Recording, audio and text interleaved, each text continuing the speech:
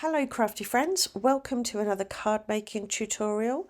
Today we're going to dive into my inspiration notebook again and take inspiration from one of the pages I created.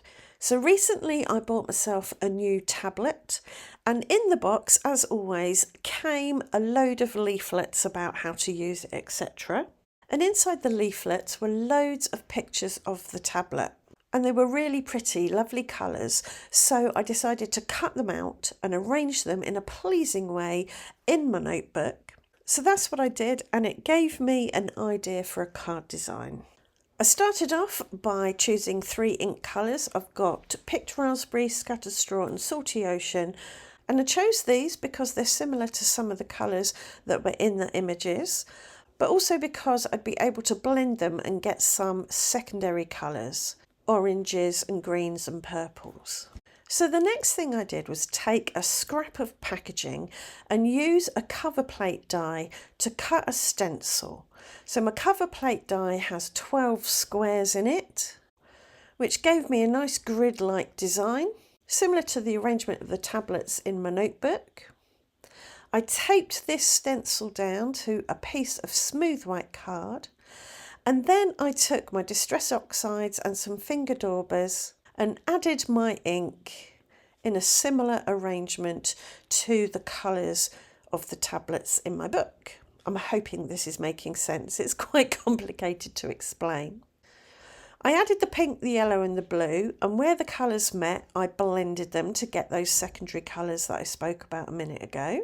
And I just kept going and creating this repeating pattern of colours, this spectrum of colours from left to right, from top to bottom. So I'd love to know if you have a journal or a notebook or other physical thing that you collect ideas and inspiration in. Or do you collect inspiration digitally, perhaps on a Pinterest board, something like that? Do let me know in the comments. After I'd finished blending on all my colours, I took a microfiber cloth and just buffed and blended the colours to smooth them out a bit. I then removed the washi tape, and that left me with 12 colourful squares. I put this aside because I wanted to try another way of creating this look. So I took another piece of smooth white card and some skinny-ish washi tape. I masked around the edges and then added 2 horizontal strips of washi and 2 vertical to create a grid of 9 rectangles. I could have measured this with a ruler, but I decided to just eyeball it because that was easier, to be frank.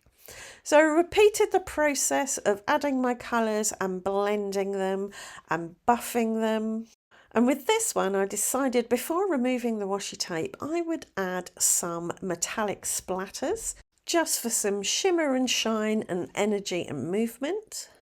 Also, before removing the washi tape, I used Versamark Onyx Black ink and a doodly flower stamp to stamp 3 big flowers. I added a medium-sized stamp and some smaller stamps too. And then I gave it a good dry with my hairdryer and carefully removed the washi tape.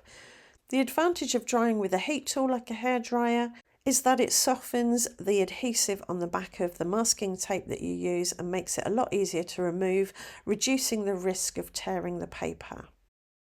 Once I'd removed the washi tape, I just trimmed the cardstock a little bit to make sure the border was nice and straight and even all the way around.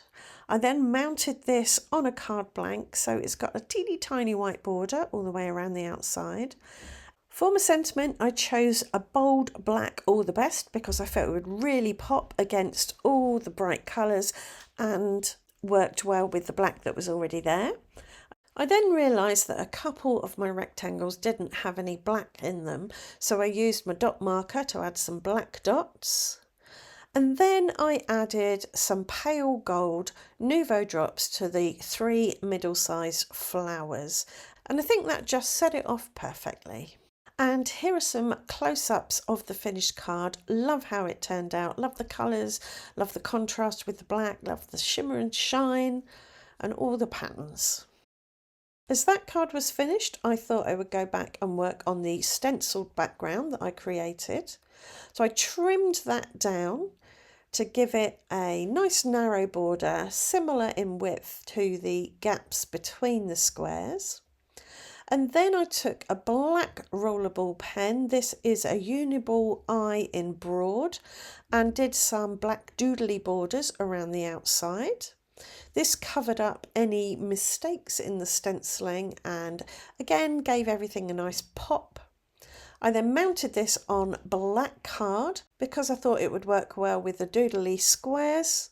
I then stuck this on a card blank and I decided to add a die cut to this.